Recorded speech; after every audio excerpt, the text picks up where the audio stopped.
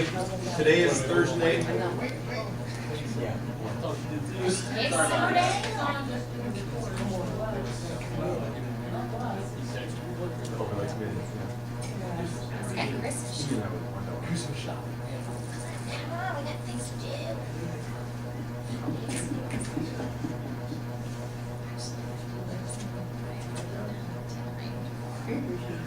Mason's having his That's the first thing I thought. tomorrow. So he's gonna be on crutches. Today is Thursday, December 15th, 2016. The time is 6:30 p.m. and the regular meeting of the Greensburg Redevelopment Commission is called to order. At this time, if everybody would please silence your electronic devices, and if we'll all stand, we'll begin the meeting with the pledge of allegiance to the flag. I pledge allegiance to the flag of the United States of America and to the republic for which it stands, one nation, under God, indivisible, with liberty and justice for all. First item of business is not on our agenda, but our honorable mayor is here to swear in our new member of our redevelopment commission, Jody Kaufman. Here, Mr. Mayor. Thank you. Thank you very much. Okay. I I, Jody Kaufman, do solemnly swear do solemnly swear that I will support the Constitution that I will support the Constitution of the United States of the United States, and the Constitution of the State of Indiana the Constitution of the State of Indiana, and the ordinances of the City of Greensburg, and the ordinances of the City of Greensburg, that I faithfully that I faithfully and impartially perform and impartially perform my duties my duties as a member of as a member of Redevelopment Commission the Redevelopment Commission, according to law according to the law, and to the best of my ability, so help me God. and to the best of my ability, so help me God. Thank you. Thank you. Yep. Sorry about that. Holy smoke. Thank you. Yep. Thanks. Thank you.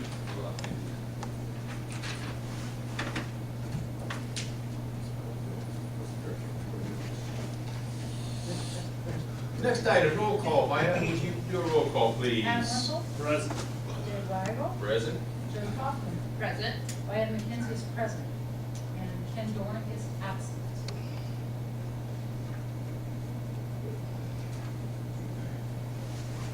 Shannon LaFleur, Present. That's like here, but it's far. swipe your name. Thank you. Next item on the agenda is approving minutes of the November 17th, 2016 meeting. Are there any corrections to the minutes? Did you get the last one I sent out? I fixed. Did you send it today? Yeah, I didn't see it. I did. Got one little. yeah, I did, and then, I'm sorry, I took it on May's. It's May, right? Just May. Yeah, right. So, yeah, I did do that, and I forwarded on to Ashley to post it, so. Okay. Well, with that correction, minutes are stand approved as presented.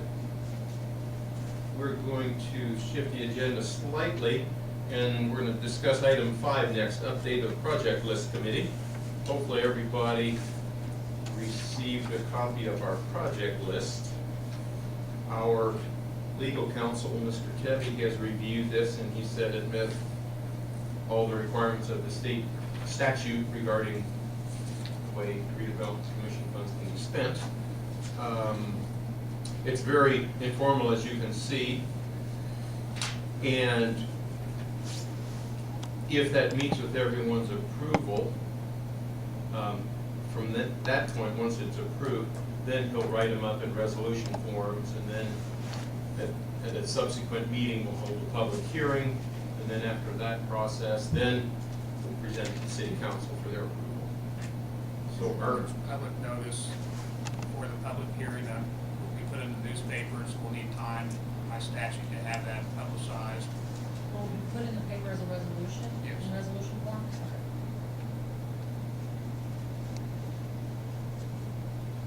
Does anyone have questions or any discussion about that project list?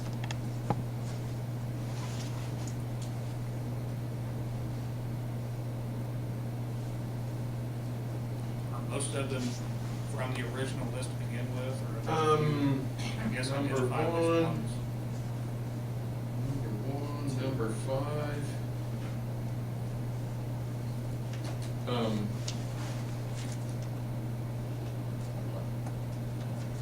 Yeah, I think really just number 1 and number 5 are from the 2013 project list.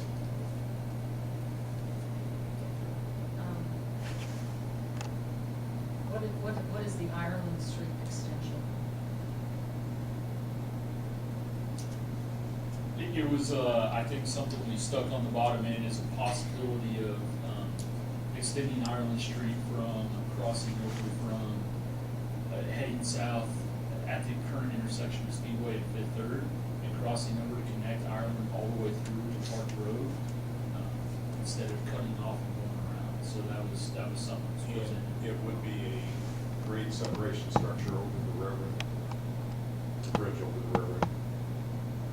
So And you could get over yeah, on the the way other to side cross of over the town in railroad the event. for the fire department, police department, everyone would be a main access area there. So, Yeah, those are really, shall I say, pie in the sky ideas. And we don't have a cost number on those, of course. When we get closer to pursuing some of those, of course, then we can get some engineering studies and get some cost estimates and then revenue estimates for the TIF board to see if it's financially feasible. But those are, and we had myself and Adam on the committee, Wendy Blake, Mr. May, and David Fry was involved. So Dave's, of course, done lots of work for city planning and got a lot of ideas about I was gonna trails say, and multi-use.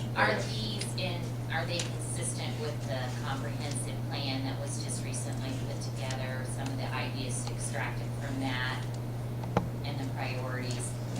A lot of people that we- 1 through 6, I think, are great ideas. not only the comprehensive steering plan, but also the actual feedback that David Fry received from all the meetings that they've done. For A the good- stellar. Yes. The meetings and the online surveys. Online surveys, so a large amount of everything we did was have him kind of cipher through and tell us what we need to look at, what we should do, how we should do it going forward. And as you can see, multi-use is either a part of just about every one of these or somehow could be a part of every one of these. We think it's important, obviously, to have, be able to transport people around multiple ways to work and stuff. These are not in an order of execution, except for 1 and 2, I believe. And 2 was the biggest reason we did this list, was to get that on project list by state statute. We had to, correct? Yes. So that's the one too. Will number 2 be more specific, so they can't just spend it on whatever the heck they want? They made a proposal as to how it was. gonna Yes. happen. Yes. So But we they- call it a proposal, but if we just write it in that manner currently.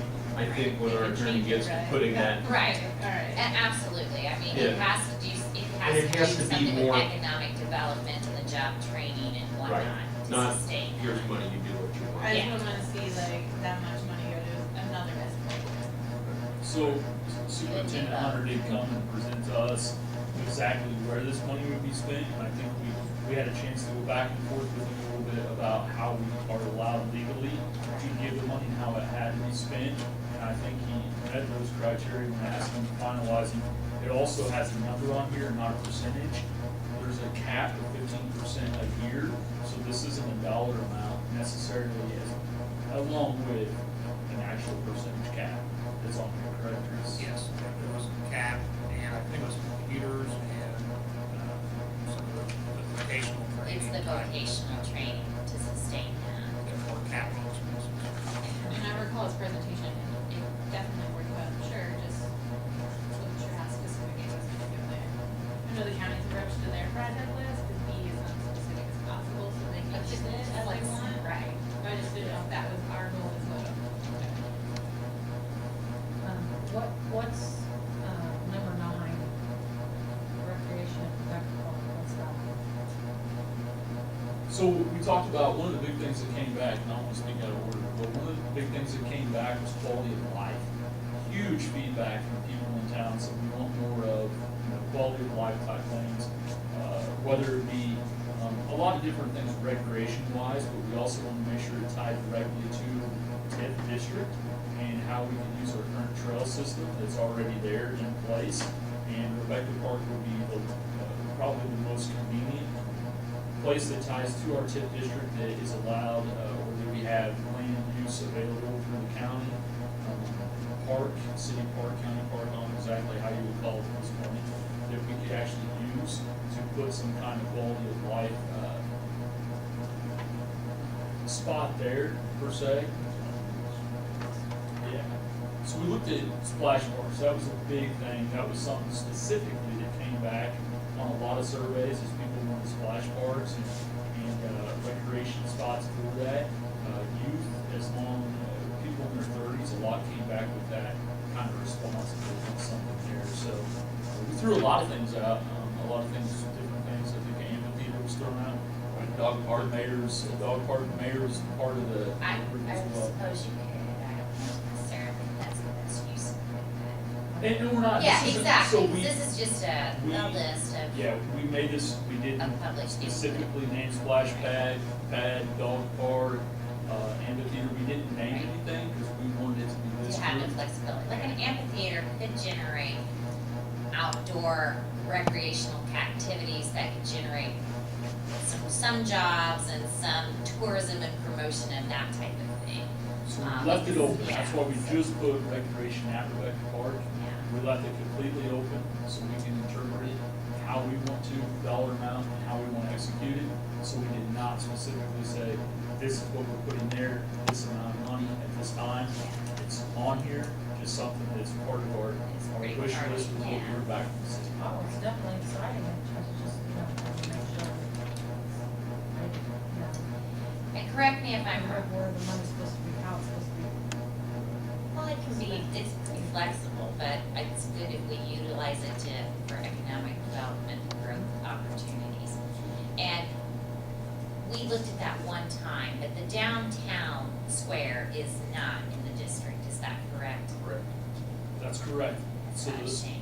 and the overall thought, the long process was if we do something to draw people to Rebecca Park, coming from maybe that side of Indiana, Batesville or something out towards that way, if we can also draw them to our downtown, and it could benefit all the way from downtown, all the way out to Rebecca Park. There's a strip of commercial land there that may not be as prominent as it once was, or as Right. use as it once was. So we're thinking, how do we kind of reinvigorate that side of town, that side of the square with what we're doing without putting it with another recreation that's already available in City Park or something. So maybe this would help that area without it being directly in our TIF district and us not having to be directly involved with trying to stimulate that part of economic growth in our town. So we're hoping to be able to round that part out a little bit.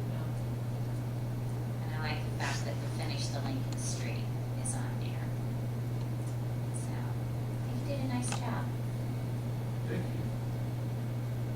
you. Any other questions or comments? I'd entertain a motion for approval then. So moved. Thank you, Wyatt. Is there a second for that motion? All set. Thank you, Al. There's no further discussion. All those in favor of approving the project list signify by saying aye. Those opposed? Motion carries 4-0. They're in that resolution form and get the public notice, public meeting started for next. And we would be able to do that at our Yes, next meeting in the public hearing. before the meeting, but yes. Okay? Thank you. Item 4, update of project status for Phase 2. Mr. May. Good evening. Hello. I believe when I last appeared before you, I brought forth the unfortunate news that NDOT, Federal Highway Administration, has decided that we need to do further environmental justice considerations for the Phase 2 project. Our consultant and you all approved some funding for those services, and in their meeting, the Board of Works approved the engineering service amendments to take care of both that additional environmental work and also the redesign work and the extension of the project and all that. So that's all in place. Our consultant has been working on resolving the environmental justice considerations. They have drafted the brochure/survey that has been or is being distributed to the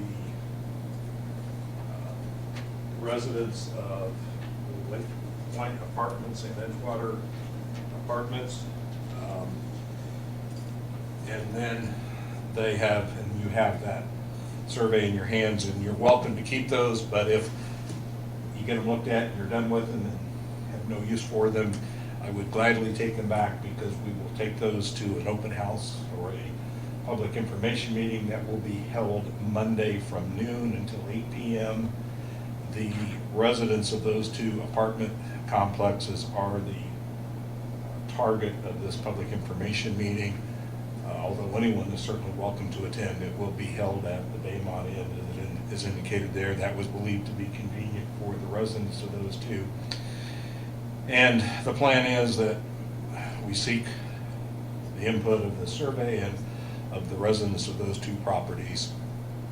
And then we conclude the environmental justice considerations, and then when that is concluded, we can conclude the environmental assessment.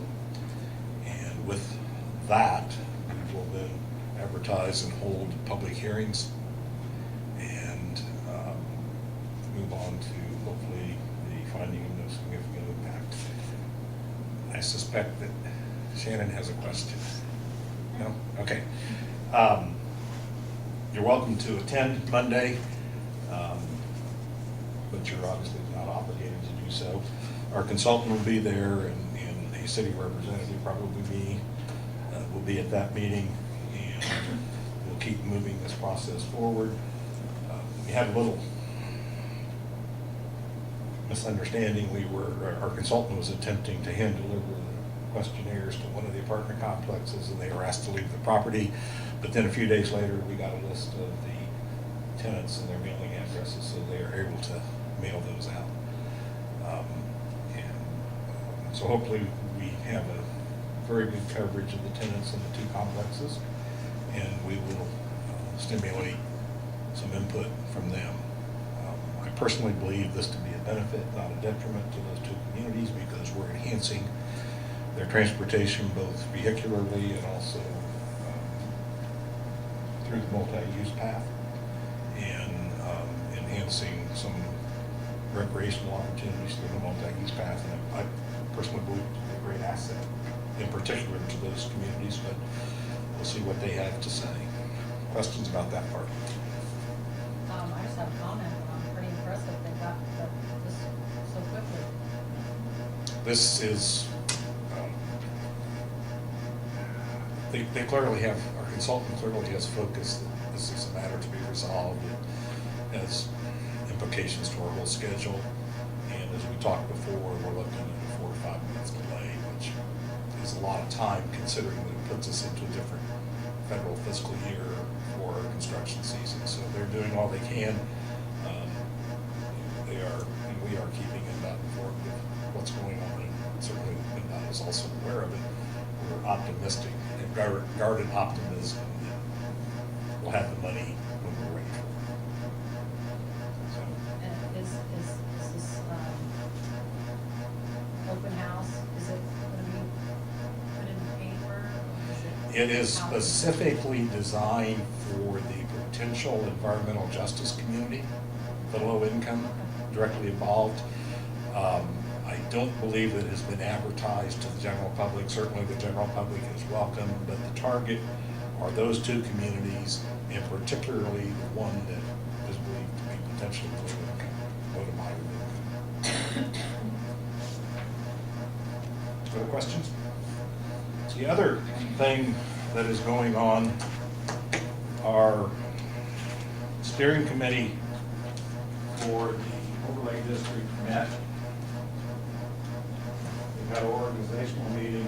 One of the things that came out of that meeting was a recommendation by the steering committee to ask the council to adopt an ordinance creating a building moratorium in the, at least the general area, if not the specific area of the overlay district, so that new building projects would not be allowed to start until we have the overlay district ordinance in place. Our consultant tells us that by April we can do that. I'm not quite that optimistic, but I think no later than June we should be able to do that.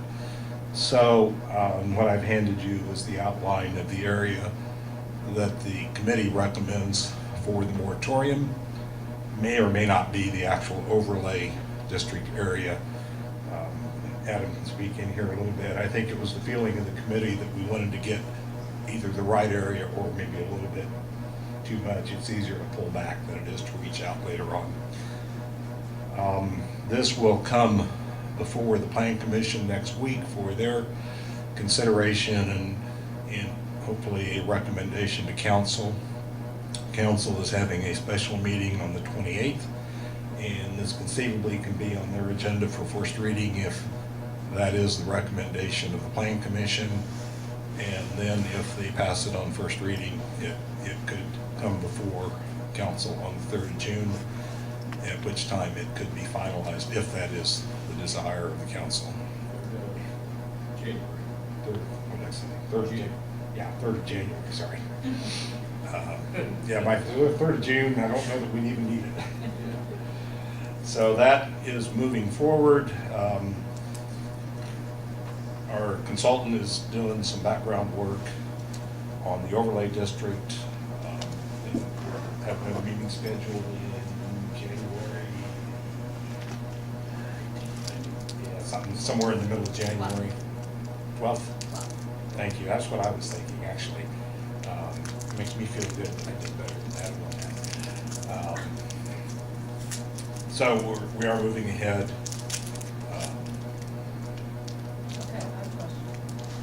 So you're saying that within this outlined area, within this area, this is what you're.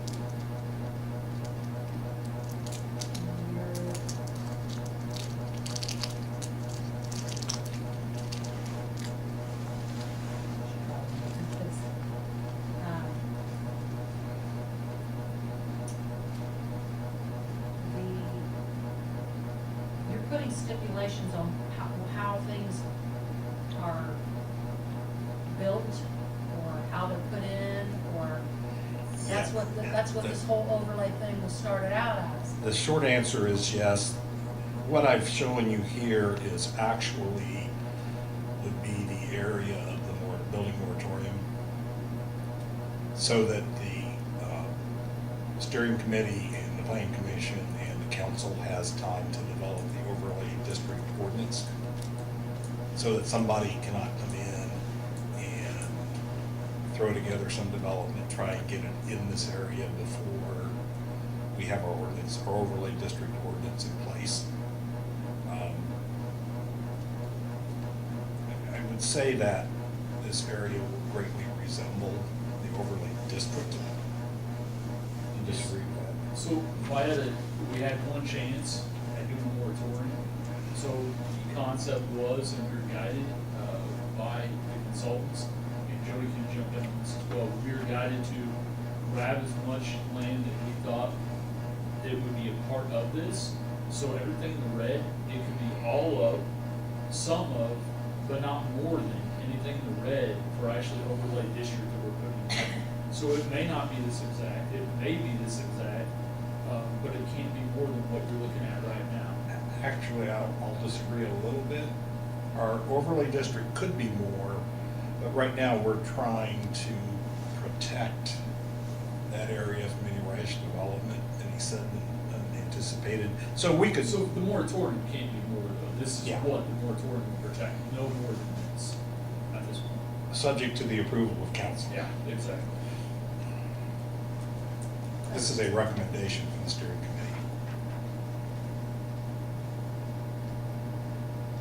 Thank you. And this, as I said, will go to the plan commission for their consideration, and they will make a recommendation to council from their review of this, or not.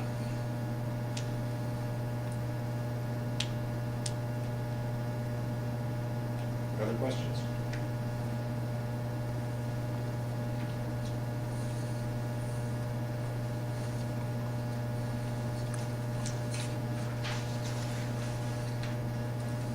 Thank you. Thank you. Next item, item 6, approval of claims. Phase 2 project claims. We have one claim from American Structure Point for $16,162.89. I think we received that as an email early in the week. We have $965,032 in our funds. So of course I could handle that easily. Next month, we do have our twice-a-year payment on the note to Main Source, and that's $230,000 or $40,000. I sent an inquiry via email about if they knew how much that would be, but I didn't get any response. But we'll have plenty of money in the account to cover that large bill that'll come next month. But for today, again, $16,162.89. Make a motion, we pay our bills out of account 802 for $16,162.89. Thank you, Adam. Is there a second? I'll second. Thank you, Judy. All those in favor of the motion signify by saying aye. Aye. Those opposed? Motion carries 4-0. I did not receive any regular claims for us to process. Again, a reminder to all of us, all patrons, there's an anonymous survey form available on the table by the door for Title VI implementation plan. Our next meeting date will be January 19th next year. Anyone on the board have any other comments? Hearing none, I'll entertain a motion to adjourn. So moved. Thank you, Adam. I'll second. Thanks, Judy. We are adjourned. Thank you all.